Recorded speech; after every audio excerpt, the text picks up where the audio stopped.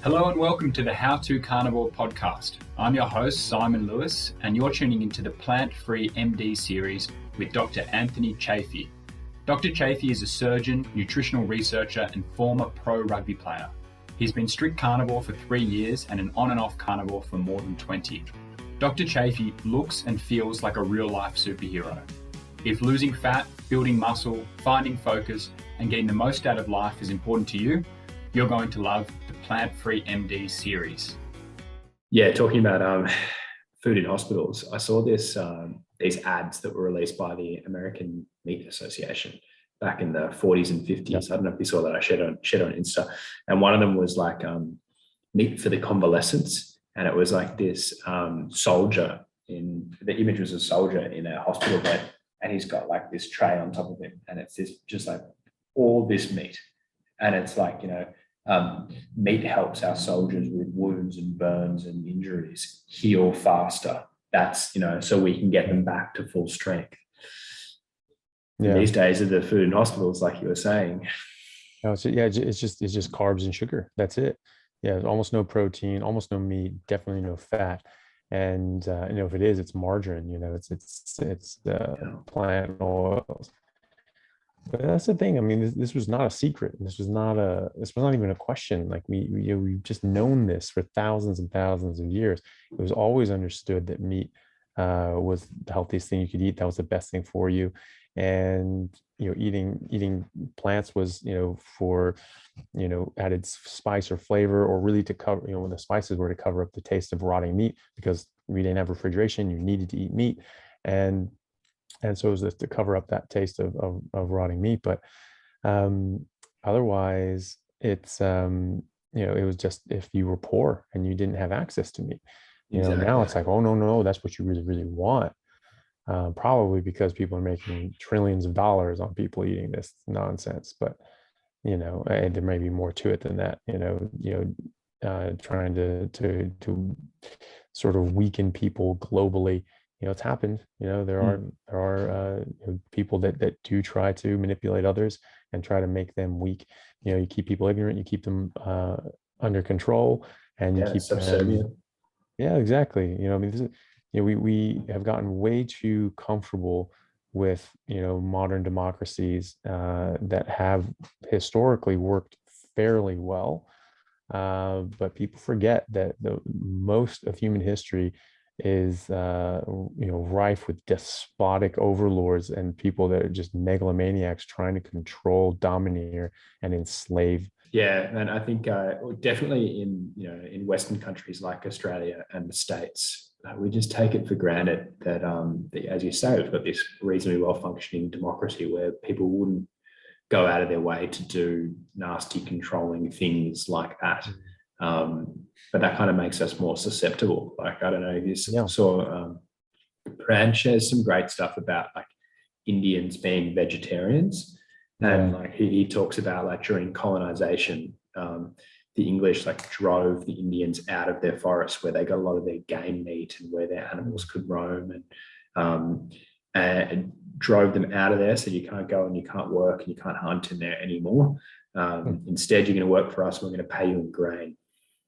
Right. And then, of course, their health plummets, the number of livestock and animals that they have reduces. And then somewhere along the way, they start thinking that they're a vegetarian country, and that this vegetarian way of life is good for them. But, am I right in saying that India has the highest rate of diabetes of anywhere in the world? I'm pretty sure they've got a shocking. It's one of the higher ones. I don't know if it's the highest, but it's certainly on the rise. It's significantly risen in recent decades, as has China and other areas. And so these places, people look at obesity rates as that's the end all be all.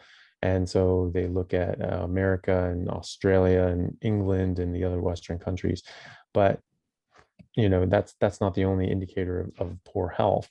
And in fact, there are people that are overweight, because this goes by the BMI. I'm overweight. I'm obese, according to the BMI. Even though I'm lean, but that's just how the BMI works. It's not a great metric, but that's one we use. And so people are have less weight in proportion to their height, which is what the BMI is in India and China, but at the same time they are have a very high diabetes rate, and the metabolic disease, metabolic syndrome, are on the climb in these countries, even though they're not as overweight.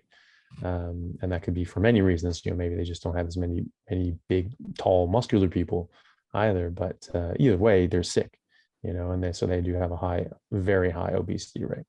I was talking to a doctor from India that I knew in Europe, and sort of talking about the fructose research of Dr. Lustig, a decade ago or more, and he was like, oh, that's really interesting, that there's research is showing that fructose causes metabolic disease, because where I come from in India, there's actually this whole province that you have just so many mango trees. They're just abundant. They just grow wild, that for like 3 months out of the year, when these things are ripe, like everyone there just eats mangoes. They hardly eat anything else. They just eat so many mangoes.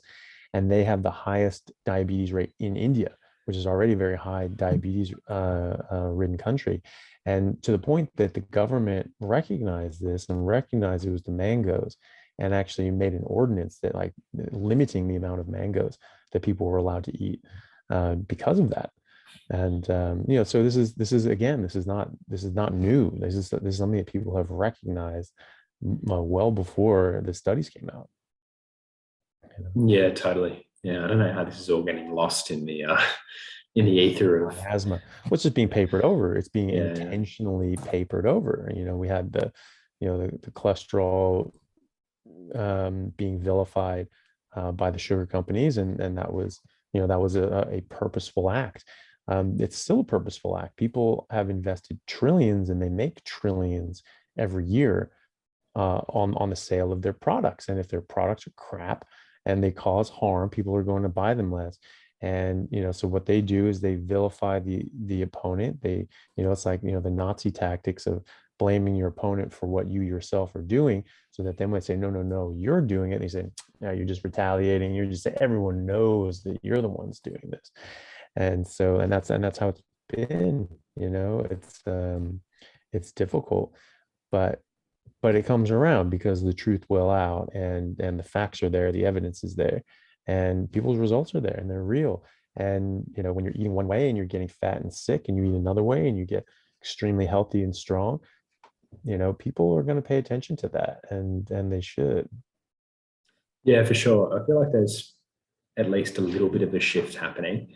I mean, like, there's so much kind of bullshit happening in the plant-based space that I think people are wearing of it. Like I keep seeing things like on Instagram today. I saw like it's called like the plant-based avocado, and it was like, oh my god, yeah, someone had made an avocado out of plant-based avocado. Is it so avocados aren't plant-based already? No, I don't know. Like it was like extra processed. Like it was like environmental. Yeah, and so it was like made from like, I don't know, bean pulp and vegetable oils, and then designed to look like an avocado. Like, how can anyone think that's first of all more sustainable, more healthy, or a good idea at all?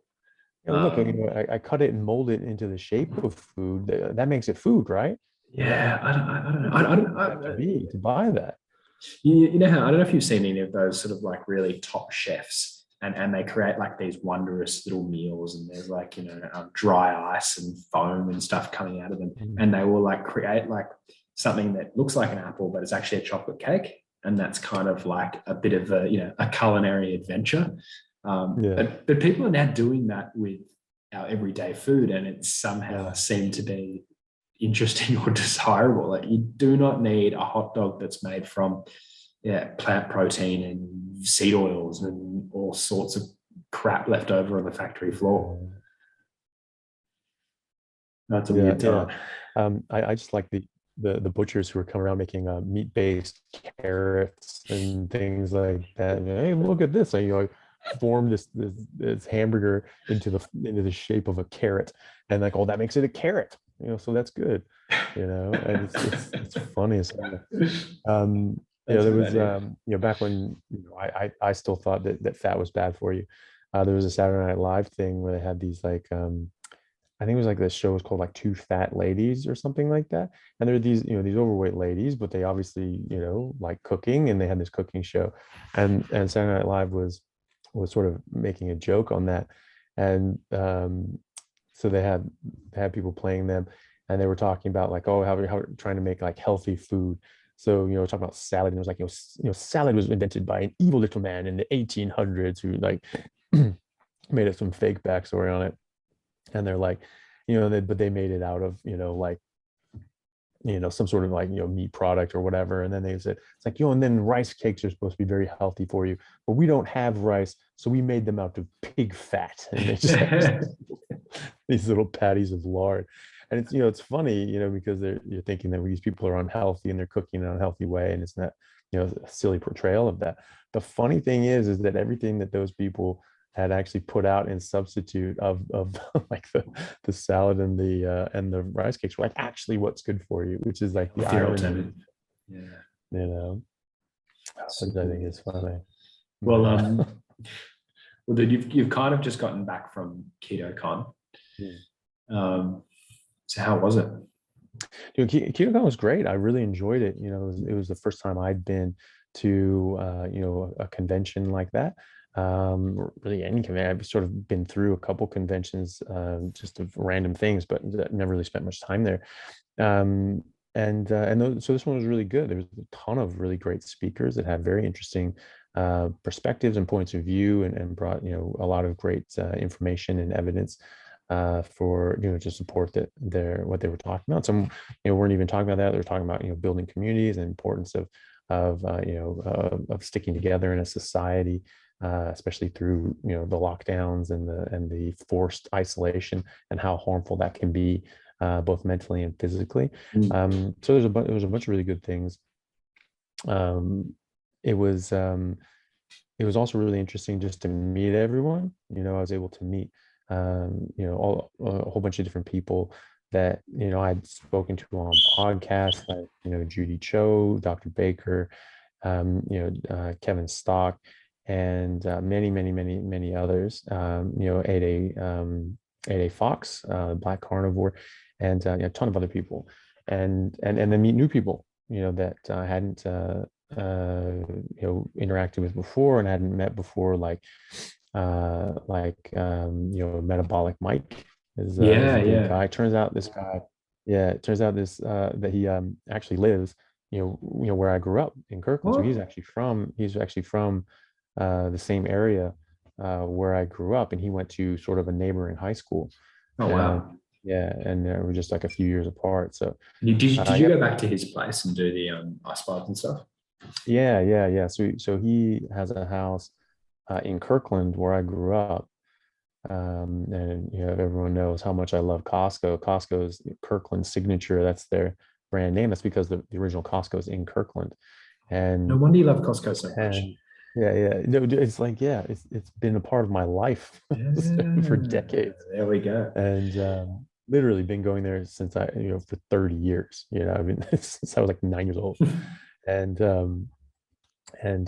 he has a house there. It's a really cool setup because it's in Kirkland. Kirkland was getting very much developed, but it's sort of still in this sort of really sort of wooded neighborhood area, which is what Kirkland really was for a long time, which is nice. So it's in Kirkland. It's very close to Seattle, but you feel like you're out in the country almost.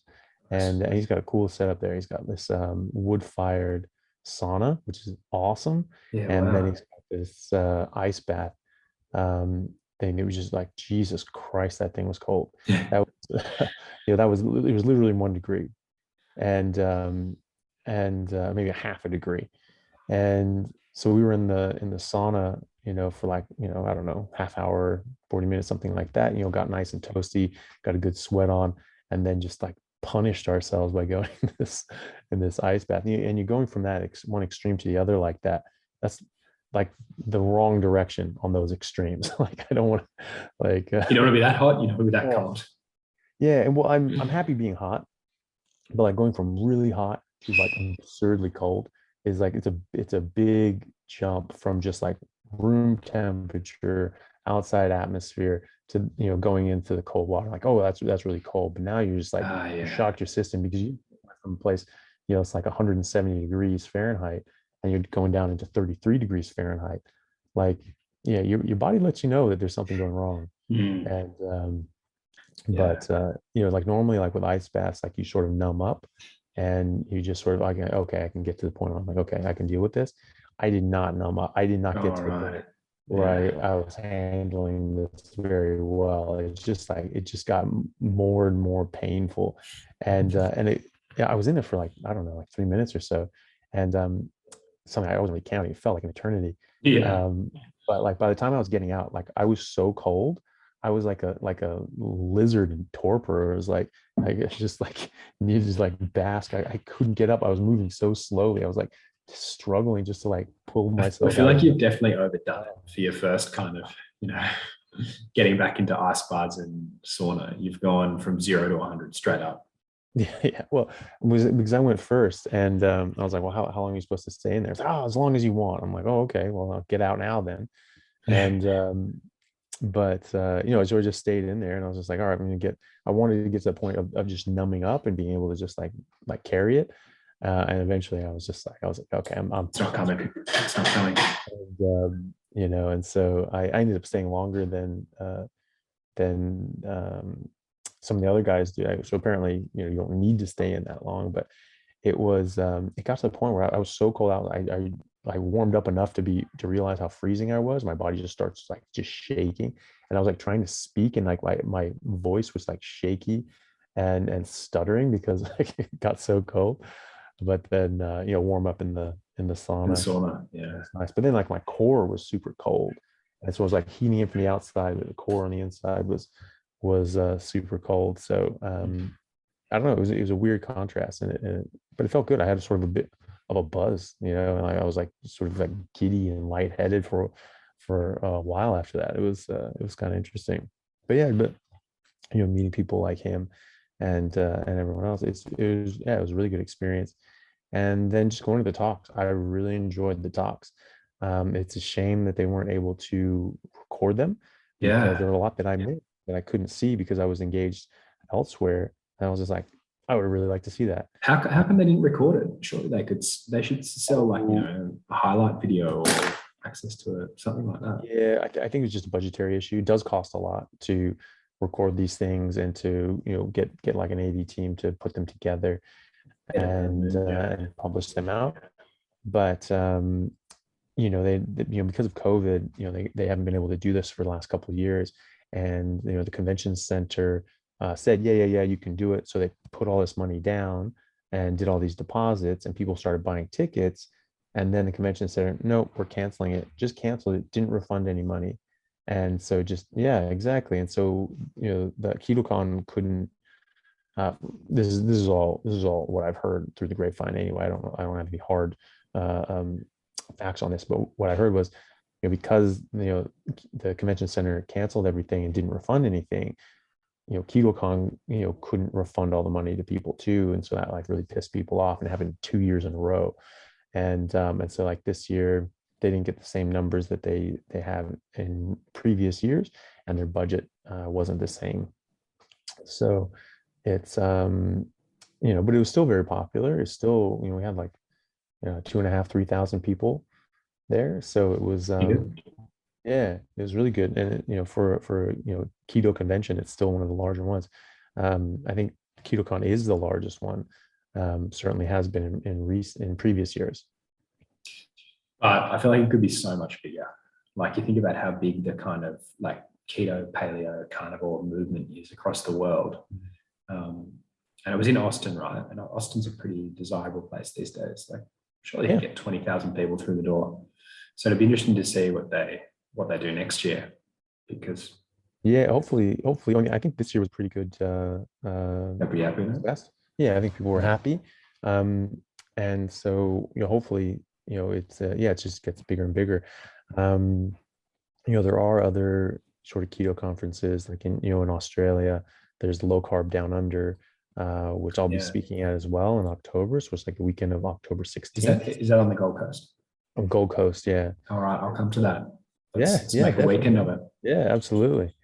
And yeah, and anyone in Australia that's around, you should definitely go there, especially people up in Queensland, and anyone who's able to make the trip. It's very, very science based. Like Low Carb Down Under was started by um, really doctors in Australia that were had come across this and be like, hey, this is really good for patients. This is really getting people better. And we're really interested in the science behind ketosis and getting into that metabolic state, and then doing research in it. And you have a ton of people, like Dr. Paul Mason, and Baker's come over as well, and I think Tim Noakes, and even Professor Thomas Seyfried just interviewed. He's Oh done wow. talks for Low Carb Down Under as well. And so this is it's a very, very, very scientifically based uh, um, conference. And so it's very interesting, for obviously doctors and clinicians and scientists, but really anyone, because it's not like going over your head. There's a lot of these things that are explained in very straightforward terms, but they are backed by hard evidence. So I think that's really appealing. It's really appealing to me anyway, and I've really Yeah, you've got me fired up. That sounds yeah. great. Yeah, particularly like the sort of top doctors talking. Mm, yeah. And so they've got a really good lineup this year. People can check them out online. I think it's just lowcarbdownunder .com, possibly .au, but People will find it. Type into Google. yeah. And but it's very scientifically based, and they have a big YouTube page, and like a bunch of talks on there, and that's where they get a lot of their traction from, is on there, Yeah, I because watched a lot of those videos. They're great. Yeah. they are very, very good. They're very well presented, and they back it up. They back up the facts, and so that's the kind of thing that I like to see. Yeah, And, Dr. Mason and mm, Dr. Gary Fetka. I think they've both got really yeah. good videos. Mm, Are you, Anthony? Are you presenting? yeah, I'll be presenting as Yeah, well. okay, awesome. Yeah. And yeah, that's how I came across Dr. Paul Mason. I was very, very impressed. And I was very Yeah, I really like his talks, and it's a real deal. yeah, I really like how he presents things, and just the interesting sort of things. He's like, hey, check this out. Bet you never heard of that. And it's like, and it is a very, very yeah, interesting addition. And yeah, and so yeah, so I'm really looking forward to that, and hopefully meeting everybody there, and hopefully giving a good talk. That You there? Did I lose you? Yeah, I got you back now. Okay. So at KetoCon, Anthony, how was Carnivore received? Because obviously, most of the people there, I imagine, would have been into the keto diet, or was it more like a carnivore conference? Or what was the vibe? Well, I think there's a mix, but there was definitely a lot of carnivore influenced people, and people that were very interested in carnivore as well. I think it's a logical next step Yeah, for sure. in keto, because well, I mean, you can do a vegetarian keto, obviously. It's just no carbs, but most people do a meat-based one, a meat-based high fat keto diet. Most people do, and they just have vegetables. And so they're understanding that meat is good, fat is healthy, and Right. that cholesterol is good for you. And they recognize that carbs and sugar are bad for you. Like, okay, so that those things are bad for me. It's then it's a very, very short step to, well, there are other things that are bad for you too, like, for example. So I think a lot of people are getting more interested in that. And a lot of people, especially on their sort of health journey and weight loss journey, who go to keto, they'll have very, very good results, but they'll sort of stall at a certain point. They're like, oh, I'm so much better than I was, but then I'm just not really getting over this hump of where I'm at. and they go, okay, well, maybe I'll try cutting out even more and going carnivore, and they go, oh, okay, wow, and that just really takes them off. And that is a growing group of people. Yeah. Like, I think before doing the 30-day carnivore challenge with you, like I didn't realize how many people had, they've given keto a go and now they want more. And as you say, their results have plateaued. And so now they really want to see what life would be like, strict carnivore. So many people, and there must be tens of thousands of people who fall into that category out there. And they're curious. Yeah.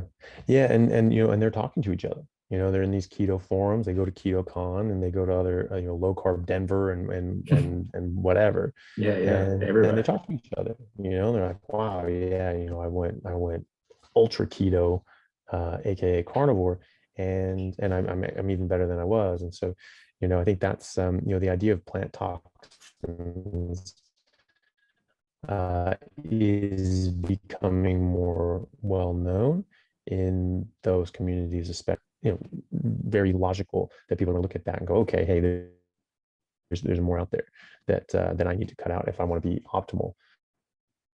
So yeah, so there's a lot of people that were carnivore. I certainly had a lot of people, come up to me that have, watched our podcast and watched our interviews and, they see my YouTube videos and really? Yeah, great. Yeah, a ton of people and that I've interacted with, on social media and Instagram and Facebook.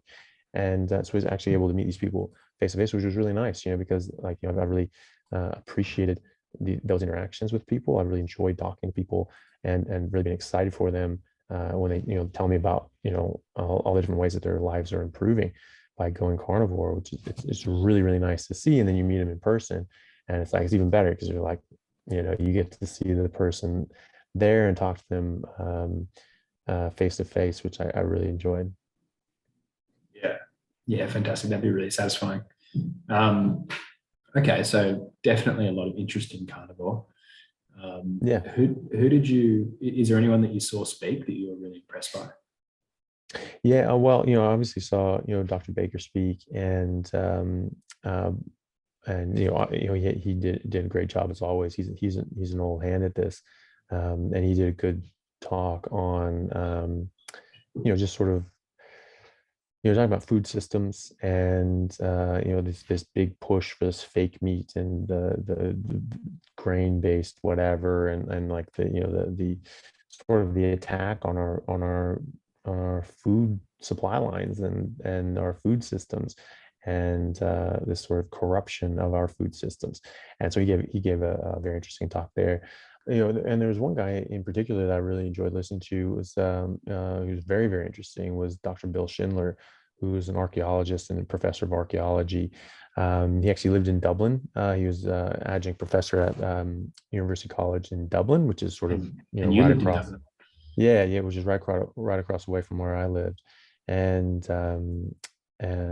so yeah, he was very interesting, and he did a whole talk on just the ancient peoples and cultures and civilizations and, the tools that you use and how we, the evidence for how we know what they ate and how they lived, which is very strong.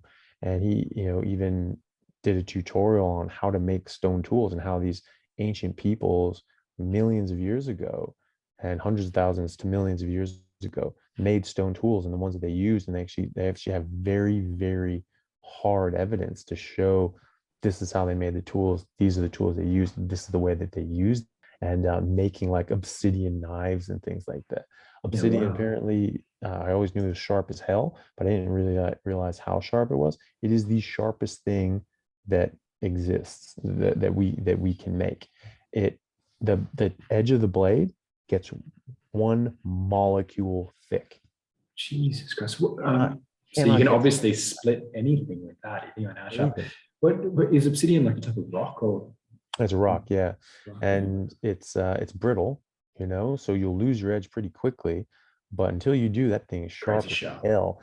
And so we actually do use these things sometimes in like special, like cosmetic surgery cases. They'll use actual obsidian scalpels, Wow. they have such a fine cut that they leave like, perfect scar. Well, perfect, but they leave really, really, really fine scars or minimal scarring because it's just how precise these things are. So yeah, it's very, very interesting. Yeah, he was making these things, right there in front of us. And so I really liked him. I did a couple of things where I had like on Instagram where I had his book, Eat Like a Human. I gotta get that. Yeah, and he just shows like, hey, this is how humans eat, and So is he carnivore or sort of paleo? more paleo, Yeah. but a lot of meat, Yeah.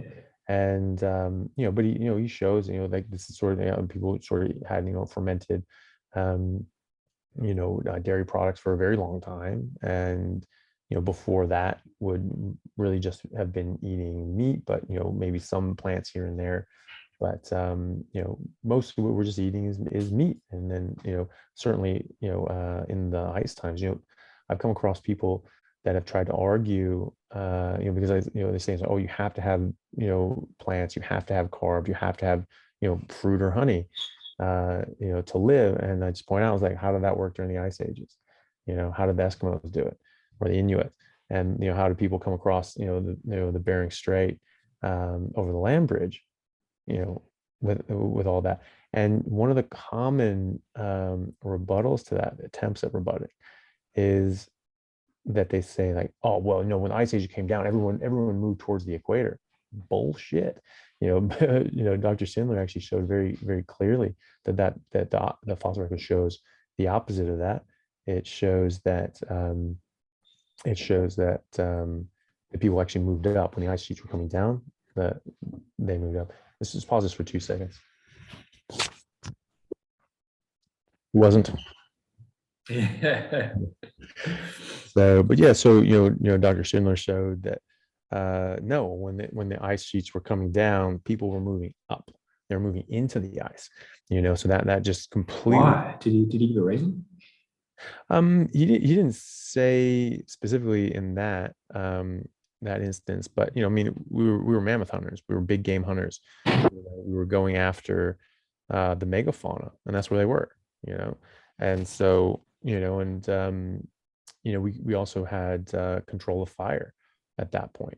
And so Okay, so it's like at least at night, if you can find a cave or you can build an igloo or something, you've got a fire at night, you can survive up there. Yeah, well, that's it. And they had, obviously we're getting furs from the animals that they were hunting, and they also had fires. Apparently, we've had fires. When I looked this up a while ago, and was very interested in it, that there was like records of like big hearth fires and cook fires, going back 800,000 years, which is 500,000 years before Homo sapiens existed. But there's actually more evidence that goes back even further, like 1.5 million years at least, maybe even 2 million years. And so that's wild. And so, but the fires were kept perpetually. It wasn't like you were just starting a fire every day. It was actually very difficult. Okay, right. It ran all day, all night. All day, all night. So they'd bank the fire, so it would just be like some embers, and then they'd feed some tinder on it and grow it up and build it up, and then they'd have this big fire. So fire was going on for centuries, maybe even thousands of years in certain cultures, and but years anyway. And so it's it was always kept going. So fire is a very, very important thing. And that was just as a complete aside, I've always thought about mythology and different stories that we have in different cultures, different creation myths. Every single society has some sort of fire myth, like Prometheus giving fire to humans and Zeus being angry at this because this would raise humans to the level of gods, and they would rival the gods with their power because fire was so important. And all the other ones, they show how extremely important fire was. And you think about this, you think about the fact that fire, we have very good evidence that fire has been around for 1.5 million years, maybe 2 million years. That's incredible to think about, because there were people alive with similar intelligence to us, similar enough to be able to come up with myths and legends and pass down oral tradition. and know people that were there before fire and how horrible and miserable that was. And then after fire, like, whoa, this just changes everything. And remember that and just pass that down. Like, this was the biggest deal that has ever happened to our people. And then that myth gets passed on. So these myths are probably millions of years old, you know? And obviously they would have changed and transformed and sort of grown into their own. That's You know, that's like the ultimate technology shift, isn't it? It's like, yeah, we know people who knew life before the internet, yeah. and some people who knew life before the electricity, Mm, only a yeah, few generations ago. yeah. It was, But yeah, yeah, like, imagine that life yeah, life before we could harness fire. We yeah, wouldn't just get burnt down in bushfires, but we could actually make one when we wanted one. yeah. And yeah, so, it was a major, revolution, like the Industrial Revolution, or the technology revolution. And that was the Yeah, first that's big. major one. I mean, maybe, tools was a major revolution as well that changed things, but fire was a big one. And so this just shows in our mythology as well. And I think of other, sort of creation myths, like the Aboriginal Australians. They have very, very interesting stories about the dream time, Big time. whereas everything was a dream. Well, I don't know enough about this, but it sort of has always interested me to think about it in a way that maybe these, there was a time, and this is coming from an evolutionary standpoint. Obviously, people obviously, think of things in a creationist standpoint, and that's fine. But if we are thinking about things in an evolutionary standpoint, there was a time when there were early humans and there were people that were not quite humans, and they had intelligence that was separate from other animals, but it wasn't quite on the level of being able to have this consciousness that we have now.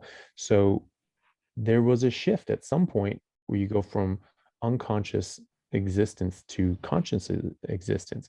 And you have this dream time while everyone was living a dream. It was just this sort of, everything was nice and it's wonderful. You're just going around, running around the bushes and everything like that. And then all of a sudden it's real, and it's like, okay, and now you're out of the dream and you're awake. And that might be talking about that shift and transition in consciousness.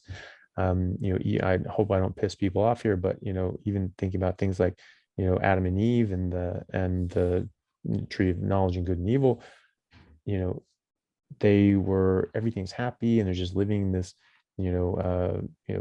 nature's bounty and everything like that. Then they eat this animal or this apple, and all of a sudden they recognize that they're naked, and they understand the difference between good and evil. That's a serious concept. It's not apparent that other animals in nature understand the concept of good and bad or morality. They're just worried about survival and protecting themselves and their family, and that's it. Which is a sort of moral in many ways, but it's obviously not as deep as the understanding that we have, or some of us have. So I just think that might be explaining something like that, where we were just sort of, all out in nature, and then all of a sudden they're like, hey, we're different. There's something different here, and you're naked, and you probably put something on, and so I think I keep thinking like maybe these are explaining those transitions. But if you look at that was millions of years ago, millions and millions of years ago. So I don't know. I think that's interesting anyway, but other people may get upset at that. I hope they don't. But it's just me sort of thinking out loud anyway. Yeah, I don't know. There's a lot to think about there, isn't there? And Yeah. particularly when you're thinking in millions of years, I certainly can't get my head around it. It's hard enough thinking sort of 2,000 years back, but thinking millions of years back is very challenging. Yeah. Well, I mean, look at the Iliad and the Odyssey. These were created before we had a written tradition.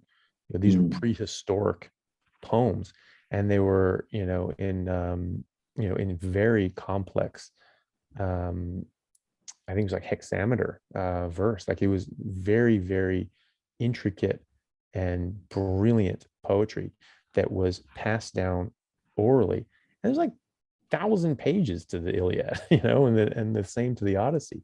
These are big, long, and they were poems the whole way through, and people memorized these things.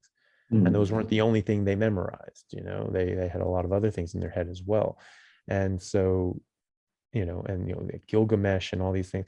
Gilgamesh is interesting. That's one of the earliest written stories that we have. And it's of the time, like 6,000 years ago or more, or that's when it was written. 6,000, anyway, a long ass time ago. And it talks about a city in modern day Iraq or thereabouts that was in these lush fields and forests and everything like that, in this city with these old walls that are older than anyone could remember, and these ancient cities, ancient walls, all these sorts of things. And this is an ancient story that's talking about how old their civilization was. I just think that's interesting. Yeah. And that was they're saying it's sort of like 2,500 BC. Okay, so like 4,500 years ago. Exactly. Yeah. And so and they thought they were ancient at the time. Jeez, we go back a long way, don't we? Yeah. Oh, and they probably were ancient. Sorry. Yeah, they could acknowledge that they were. Yeah. Yeah. Like the pyramids. Some of these things are like 5,000 years old. It's Giza, and so you had a very, very established, sophisticated, thriving society that was able to build these monoliths. So I mean, we're lucky today because we can still get a glimpse into what people have been doing for these thousands of years. When I was on the plane coming back from Europe, I watched this great doco about Inuits, and it was like these Inuit kids who'd gone to Western school in the town nearby, and then in the school holidays they go back to visit their family. And so it's like 4 kids, and the oldest kid jumps on their not jet ski. What do you call them? Jet ski. It's snowmobile. Snowmobile. Jumps on the snowmobile, and they've got like this crate in the back that's on skis. The other 3 kids jump in the back of the crate, and then he just drives them back to his village. Yeah. It takes him like 10 hours going along these paths, and you're just in the white wilderness, but he instinctively knows where he's going until he eventually gets to the teepee or the home in the middle of just vast emptiness, and it's literally wooden poles, and then they've got reindeer skins all the way around. And to enter, mum and dad are there. They've now got 3 new siblings, so there's it's a big family now. Fire in the middle, blankets everywhere, and welcome home. Nice. And then the first thing they do the next day is to celebrate having all the kids there, the 7 kids. They go to the reindeer herd, kill one of the reindeer, and then butcher it in the snow and just tuck into the raw reindeer meat. And that's welcome home. You need your strength. Yeah. They say that every little bit of it, they're collecting the blood. Yeah. In little canisters, and they're eating the kidneys and livers. Pretty amazing. That's still taking place today. Yeah. And that's the thing, this is how people lived for so many generations. And and again, where were the fruit and honey and carbs and celery and everything like that up there in the Arctic North? It just didn't exist. And so it's always interesting to see how these people lived, and it's always great to see people in contact. That was sort of thing with Bill Schindler, was this guy knows how these people live. He did a show actually on National Geographic that I think it's available on Amazon Prime for purchase. I was actually planning on buying this season of it. It was called The Great Human Race. And I saw that on his website. Yeah, it looks cool. And so they took him around, I don't know, 6-7 years ago, and went to these different parts of Africa. It's okay, this many millions of years ago, our ancestors were here, and they had these stone tools, and they had this technology, and he and the partner would just live out there like that. And then go to a different part. Okay, now you're 500,000 years in the future. You have these stone tools, and these are the stone tools that these people would have had, and this is the technology they would have had, and this is how they would have lived, and they just show it. They just live out there like these people, and they just keep going and going and going, and so it sounded really, really cool. And so this is all evidence based, so it's it's very, very interesting seeing that sort of thing and seeing how people live, and just seeing this. It's like, this is, I mean, it's, as I said in my talk on Keto Con, this was never controversial before very recent times. That humans were carnivores, were apex predators. I was taught that when I was a school kid. Humans are apex predators, top of the food chain. There's an abundance of evidence for this, that this was just a very well established fact. It's only been challenged, and it's fair to challenge things. That's fine. You bring new evidence to the table, and that changes your understanding of something. Challenge away.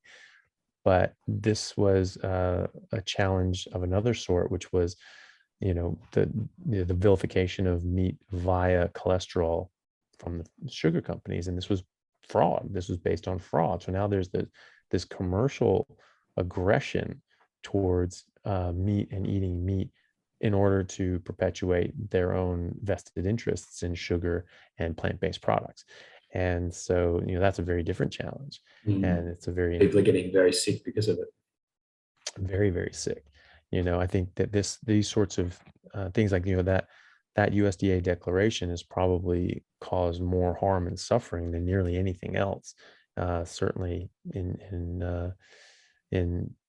my understanding of history, you're talking about billions of people that have been, completely derailed in their health, living shorter lives, getting sick and fat and unwell and suffering and having depression and anxiety and psychiatric illnesses, bad joints, painful arthritis, bad backs, needing to get spinal fusions and surgeries, diabetes, autoimmune issues, defecating just blood 20 times a day, even with medications, rheumatoid arthritis, where you get such bad arthritis that your joints decay and deform to where they're not recognizable or even usable anymore. And then, Alzheimer's and autism, where our children's brains aren't developing properly, and they're living their entire lives in a truncated fashion when they wouldn't have had to.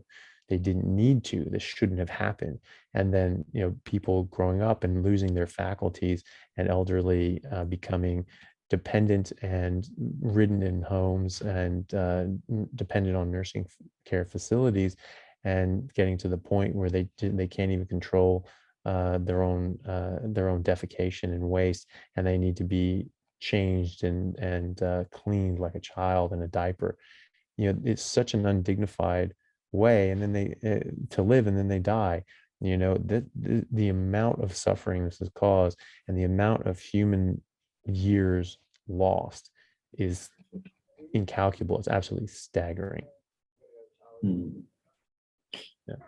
Well, it was a clear message. Get off the processed shit and eat fat, right? Yeah. Well, and just like, I obviously am for a very strict carnivore diet, because I think that's optimal. I think that humans certainly can eat other things, and probably have eaten other ways in, historically, prehistorically, but generally it's because they needed to, and it was, a lot of the records are such that the primitive populations alive now, or in the last few hundred years, they've only eaten plants when they've absolutely had to, or used it medicinally. And so if you're looking for optimization, I definitely think that carnivore is the way to go. That will give you the most bang for your buck, the most nutrients, and the most benefit, and none of the downfall that plants are going to give you with the defense chemicals. So that's definitely going to be what I promote, and what I try to recommend to people, and certainly what I'm going to do. Yeah, and you do a very good job.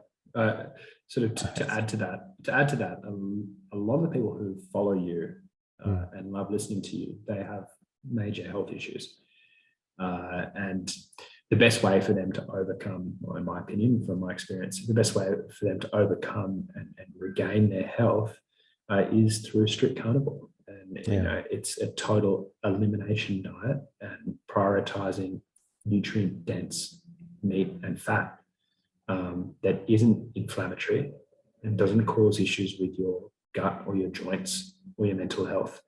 It really soothes and satiates your body. Yeah. So, you know, it's just such an effective message for those people who are suffering from mental health, diabetes, obesity, arthritis, Alzheimer's, all those things that you mentioned before. Yeah, and autoimmune as well. Autoimmune, so it's huge. Right. I mean, these things just melt away. Like they just disappear. We keep saying it. Yeah, this is a direct cause of eating the wrong thing, you know, of eating plants that cause harm, that cause these autoimmune reactions. And you remove the precipitating factor, which is the, you know, fruits and vegetables and grains, and the problem goes away. This is why, you know, I don't think these diseases are diseases. They're poisonings, they're toxicities, they're and malnutrition, you know. And I think that's starting to gain traction. I've heard more people saying that recently, and I really hope that message continues to go. I think the person that proves that and like shows that clinically that these things are not diseases, these are poisonings, would be deserving of a Nobel Prize in medicine. Totally. Yeah. You know, and but that is it. You know, that's you know, my theory anyway. I sort of had an aha moment, sort of like 4 years ago, where all of a sudden it clicked in. I'm like, holy gee, like that's what this is. Like, these aren't diseases. Like, we're just being poisoned, and we're treating poisoning as a disease, and we're trying to get medicine for poison, which, yeah, you can have some medicines that mitigate some toxins, but you don't keep ingesting the toxin. You know, you don't just take medicine and just, oh yeah, you take this medicine and then just keep drinking lead. And like, no. Oh, sorry, I'm gonna have to go. Okay, all right. Well, let's wrap there. Thanks, Anthony. We'll chat again soon.